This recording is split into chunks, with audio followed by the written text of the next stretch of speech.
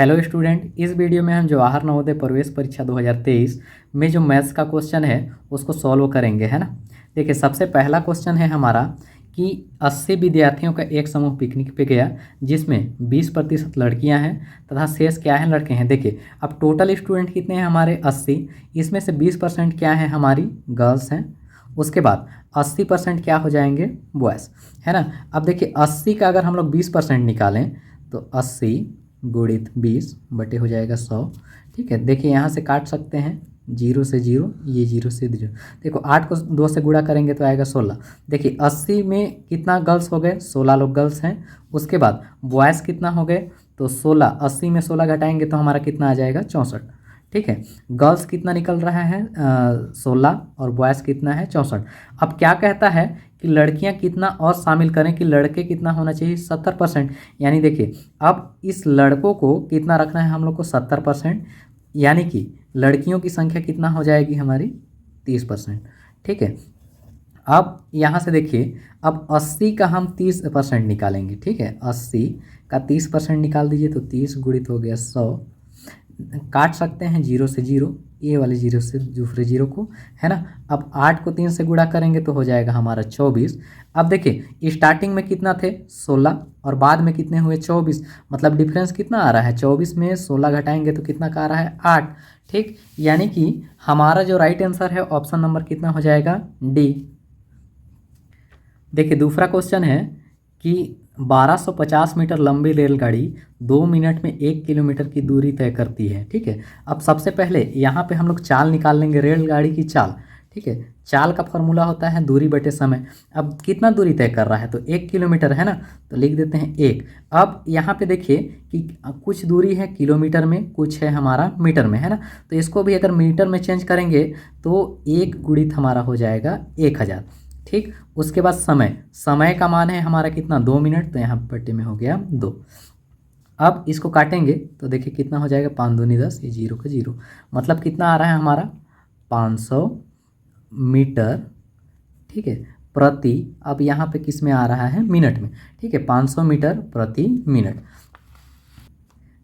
रेलगाड़ी की लंबाई देखिए कितना हो जाएगा, देखिए पहला का कितना दिया हुआ है हमारा 1250, दूसरा का हम लोग क्या मान के चलेंगे, x, तो क्या हो जाएगा 1250 और धन कितना हो जाएगा, x।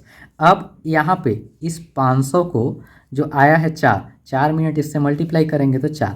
ठीक है, आगे सॉल्व करेंगे तो 1250 धन x, इसको 4 से गुणा करेंगे तो आएगा हमारा 2000। आगे x का मान हो जाएगा 2000, और इस 1250 को इधर लेके चलेंगे तो माइनस में हो जाएगा 1250। ठीक है, x इक्वल टू, अब 2000 में 1250 को माइनस करेंगे तो कितना आएगा हमारा, 750। ठीक है, यानी कि जो राइट आंसर है option number C, 750। Question number 44 है, इसको हम लोग सिंपली बोर्ड मास के रूल से सॉल्व करेंगे तो इसका राइट आंसर आएगा ऑप्शन नंबर डी। ठीक है, इसको आप बोर्ड मास के रूल से अप्लाई करेंगे, उसके बाद सॉल्व करेंगे तो आएगा 105 आंसर। क्वेश्चन नंबर 55 का है कि 360 ग्राम 3 किलोग्राम का कितना प्रतिशत होगा। ठीक है, अब यहाँ पे देखिए कितना दिया हुआ है, 360 ग्राम, तो सबसे पहले लिख लेते हैं 360। ठीक है, उसके बाद 3 किलोग्राम, तो 3, अब जैसे किलोग्राम है, किलोग्राम को ग्राम में अगर हम लोग को कन्वर्ट करना हो तो इसको 1000 से हम लोग को मल्टीप्लाई करना है। परसेंट के लिए हम लोग को क्या करना पड़ेगा, 100% से मल्टीप्लाई। ठीक है, अब देखिए 0 से 0 कैंसिल, दूसरे 0 से दूसरे 0 को कैंसिल किए, ये वाले 0 से इसको कैंसिल किए, है ना। 3 के टेबल से काट सकते हैं तो 3 एकम 3, 3 एकम 3, 3 दूनी 6, कितना आ रहा है हम लोग का, ये 12%। ठीक है, तो राइट आंसर कितना आ रहा है, option number A, 12%। Question number 46, एक वस्तु के क्रय मूल्य और विक्रय मूल्य का अंतर 240 है। देखिए यहाँ पे क्रय मूल्य और विक्रय मूल्य का अंतर, ठीक है, कितना दिया हुआ है, 240, यानी कि हमारा जो लाभ है, ठीक है, लाभ का मान है 240। ठीक, यदि लाभ प्रतिशत कितना है, 240, तो विक्रय मूल्य ज्ञात कीजिए। अब विक्रय मूल्य ज्ञात करना बिल्कुल आसान है ना। विक्रय मूल्य, देखिए इस 240 को हम लोग 100 से गुणा करेंगे। ठीक है, अब कितना परसेंट कहाँ है, 20%, तो यहाँ पे बट्टे में हो जाएगा हमारा 20।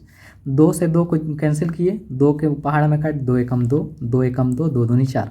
ठीक है, अब 12 को 100 से गुणा करेंगे तो हमारा आएगा 1200। ठीक है, यानी कि जो राइट आंसर है ऑप्शन नंबर ए 1200। अगला क्वेश्चन है, एक पानी की टंकी की लंबाई चौड़ाई ऊंचाई क्रमशः कितना है? 11 मीटर, 10 मीटर और 9 मीटर। ठीक है, इसमें क्या कहता है कि 6 मीटर ऊंचाई तक पानी भरी हुई है। देखिए इस क्वेश्चन को आसानी से समझ सकते हैं इस चित्र की सहायता से।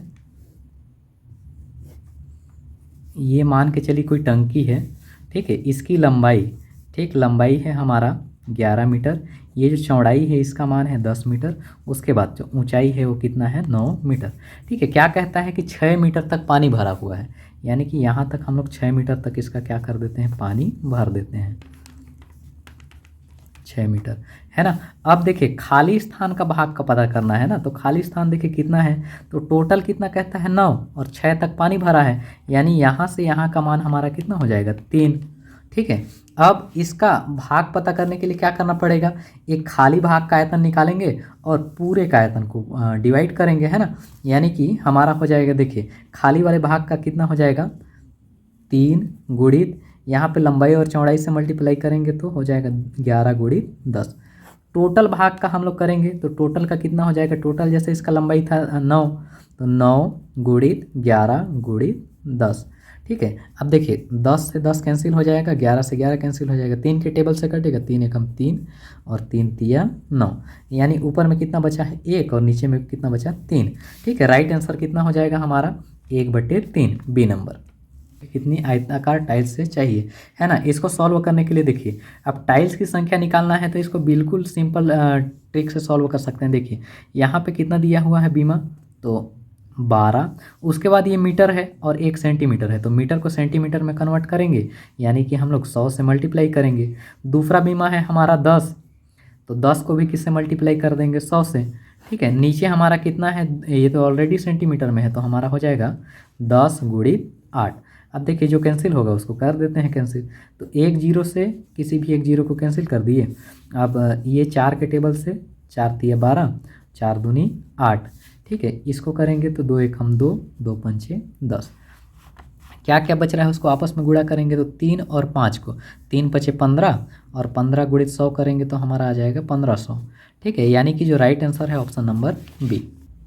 49 नंबर का क्वेश्चन है, यदि एक विक्रेता कुर्सी को 15% लाभ के स्थान पर 8% लाभ पर बेचता है तो उसे 56 रुपये कम मिलते हैं, कुर्सी का क्रय मूल्य है। ठीक है, ये एकदम फार्मूला के बेस पे एकदम आसानी से सॉल्व कर सकते हैं। देखिए सबसे पहले कितना कम मिलता है उसको ध्यान में रखना है, तो कितना कम मिलता है? 56, इसको हम लोग 100 से मल्टीप्लाई करेंगे, गुणा हो गया 100। उसके बाद दोनों के जो परसेंट में डिफरेंस है उसको हम लोग नीचे लिखेंगे, है ना, यानी लिख सकते हैं 15 माइनस 8। देखिए कितना हो जाएगा? 56 गुणित 100 और बटे में 15 में 8 घटाएंगे तो कितना आएगा? 7। देखिए काट सकते हैं, 7 एकम 7, 7 तो 8 56। ठीक है, अब 8 और 100 को मल्टीप्लाई करेंगे तो हमारा हो जाएगा 800। ठीक है, इसका राइट आंसर होगा option number B 800। Question number 15 में दिया हुआ है, एक मालगाड़ी जिसकी लंबाई 1 किलोमीटर है और उसका चाल 45 है तथा सुरंग है जिसका लंबाई कितना है हमारा? 2 किलोमीटर। ठीक है, अब इसमें समय निकालना है। ठीक है, तो समय का डायरेक्ट फार्मूला लगाएंगे, समय बराबर होता है दूरी बटे चाल। ठीक है, अब दूरी कौन कौन हो जाएगा? तो 1 किलोमीटर और यहाँ पे 2 किलोमीटर, दोनों को ऐड करेंगे। ठीक है, तो कितना दूरी कितना हो जाएगा? 1 धन 2। ठीक है, 1 किलोमीटर में है। उसके बाद चाल कितना दिया हुआ है हमारा? 45। ठीक है, तो यहाँ पे चाल हो जाएगा 45। अब यहाँ पे देखिए घंटा में है, लेकिन ऑप्शन में जो आंसर में है वो हमारा किस में दिया हुआ है? मिनट में, तो घंटे को मिनट में चेंज करेंगे, यानी कि 60 से क्या कर देंगे? मल्टीप्लाई। ठीक, अब देखिए कौन कौन कैंसिल हो जाएगा? 15 तिया 45 और ये 15 चौको 60। देखिए 1 और 3 को जोड़ेंगे, 1 और 2 को जोड़ेंगे तो यहाँ हो जाएगा 3, नीचे बच रहा है 3 गुणित 4। अब 3 से 3 भी कैंसिल, यानी कि कितना आ रहा है? 4 मिनट। यही होगा हमारा आंसर, यानी कि right answer option number D. अगला क्वेश्चन है 51 का, 5555 को लिखा जाता है। ठीक है, तो इसका राइट आंसर है ऑप्शन नंबर डी। अगला क्वेश्चन देखेंगे, देखिए क्या कहा है कि 9704 के प्रयोग करके बड़ी से बड़ी और छोटी से छोटी संख्या का अंतर ज्ञात करना है ना। तो पहले बड़ी संख्या निकालेंगे, तो बड़ी संख्या होगा 9, 7, 4 और 0। इसी का हम लोग को छोटी संख्या बनाना है, तो 0 को शुरू में यूज नहीं करते हैं, बल्कि यहाँ पे जो 0 के बाद आता है उसको यूज करेंगे, यानी कि 4 हो जाएगा, 0, 7 और 9। ठीक है, इसमें माइनस करेंगे। देखिए 10 में 9 गया तो 1, ये 4 था तो 3 हुआ, मतलब 13, 13 में 7 गया 6, और यहाँ पे 6 हो गया तो 6, 9 में 4 गया तो 5। देखिए इसका राइट आंसर है ऑप्शन नंबर डी। अगला क्वेश्चन देखिए कि दो संख्याओं का योगफल 8 तथा गुणनफल 15 है। देखिए मान के चलिए हम लोग योगफल के लिए x + y लिए, तो इसका योगफल कितना कहता है 8। ठीक, उसके बाद गुणनफल 15, यानी कि x × y इक्वल टू कितना है 15। दोनों इक्वेशन को ध्यान से देखिए, x + y की वैल्यू कितना है 8, ठीक है, और x × y की वैल्यू कितना है हमारा 15 है ना। अब हम लोग 5 और 3, देखिए 8 कैसे ला सकते हैं, 5 और 3, 5 और 3 को जोड़ेंगे तो कितना आएगा 8, और 5 और 3 को गुणा करेंगे तो भी आएगा 15। ठीक है, मतलब 5 और 3 में ये जो इक्वेशन है वो सेटिस्फाइड हो रहा है। एक वैल्यू कितना है 5 और दूसरा वैल्यू क्या है 8। अब यहाँ पे क्या कहा था कि इनके व्युत्क्रमों का योगफल क्या होगा। ठीक है, इनका व्युत्क्रम मतलब कितना हो जाएगा 1/5 धन 1/3। एलसीएम लेके सॉल्व करेंगे तो यहाँ हो जाएगा 3 और यहाँ हो जाएगा 5, मतलब 3 धन 5 और नीचे का गुणा करेंगे 3 × 5 हो जाएगा हमारा 15। आगे 3 और 5 को जोड़ेंगे तो कितना आ जाएगा 8 और बटे में 15। राइट आंसर देखिए 8/15, यानी कि ऑप्शन नंबर ए। अगला क्वेश्चन देखिए हमारा, ये जो नंबर दिया हुआ है उसका क्या निकालना है, महत्तम समापवर्तक निकालना है ना। अब महत्तम समापवर्तक में ये ध्यान रखना है कि ऐसा वैल्यू जो तीनों में हो। तो देखिए सबसे पहले देखते जाते हैं, जैसे यहाँ पे 2 के पावर 2 है, यहाँ 3 है, यहाँ पे 4 है, तो तीनों में क्या है 2 के पावर में 2, मतलब पहला पॉइंट क्या हुआ 2 के पावर में, सॉरी पहला नंबर हो गया 2 के पावर में 2। अब दूसरा नंबर देखिए, यहाँ पे 3 के पावर में 3 है, यहाँ पे 2 है, यहाँ पे 4 है, यानी कि सब में कॉमन क्या चीज़ है, तो 3 के पावर में 2। अगला देखिए 5 के पावर में 5 है, यहाँ पे 5 के पावर में 2 है, यहाँ पे 5 है ओनली, मतलब कॉमन तीनों में से कॉमन क्या है इनटू में 5। अब कुछ है ही नहीं कॉमन, यानी कि जो राइट आंसर आ रहा है 2 के पावर में 2, 3 के पावर में 2 इनटू में क्या रहेगा 5। राइट आंसर हो जाएगा हमारा option number D. Next question देखिए, यदि 3 क्रमागत संख्याओं का योगफल 15 है तो बीच वाली संख्या का वर्ग होगा। अब देखिए क्रमागत संख्या हम लोग ले लेते हैं, पहला ले लिए x, दूसरा ले लिए x + 1, तीसरा ले लिए x + 2। इसका वैल्यू कितना कहता है 15। देखिए तीनों को जोड़ेंगे तो 3x धन 3 बराबर 15। इस इक्वेशन को अगर हम लोग सॉल्व करेंगे तो कितना आ रहा है 3, देखिए 3x बराबर इस इधर 15 में 3 घटाएंगे तो कितना आ रहा है 12, यानी x का मान भाग देंगे तो कितना आ रहा है x बराबर कितना आ रहा है 4। तो देखिए पहला संख्या कितना आ रहा है हमारा 4, पहला संख्या 4। अब दूसरा संख्या कितना हो जाएगा 4 धन 1 मतलब 5, और 5 का वर्ग करोगे तो कितना हो जाएगा हमारा, 5 का वर्ग करेंगे तो 25, यानी कि जो राइट आंसर है ऑप्शन नंबर बी।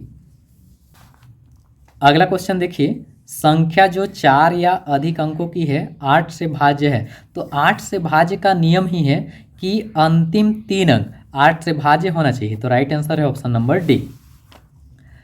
57 नंबर का क्वेश्चन है, 5 सेंटीमीटर को किलोमीटर में लिखते हैं। ठीक है, अब 5 सेंटीमीटर को देखिए हम लोग को किलोमीटर में लिखना है।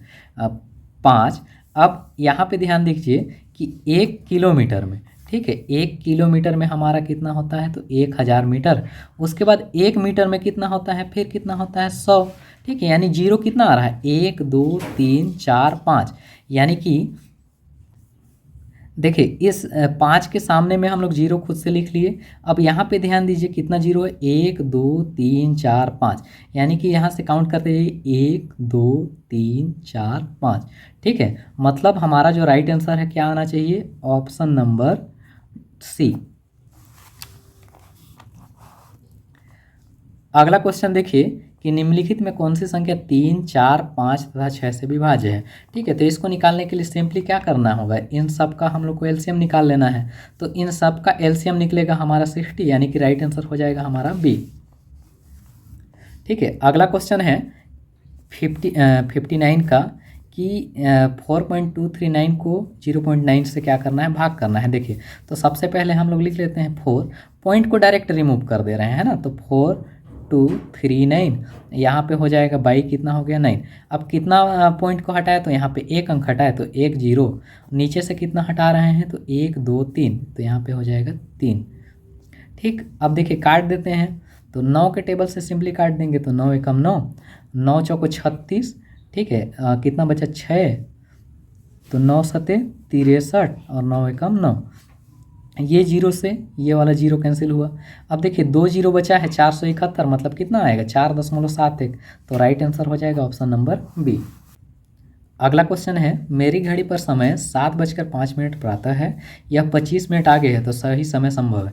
अब देखिए ये कितना है, 25 मिनट आगे है, मतलब 7:05 है, इससे हम लोग को 25 मिनट पीछे जाना पड़ेगा, यानी कि जो राइट आंसर हो जाएगा हमारा 6:40 प्रातः। ठीक है, यानी कि option number C. I hope आज का वीडियो आपको पसंद आया होगा। अगर पसंद आया होगा तो एक लाइक एक शेयर जरूर कीजिए। चैनल पर नए हैं तो चैनल को सब्सक्राइब कर लीजिए। धन्यवाद।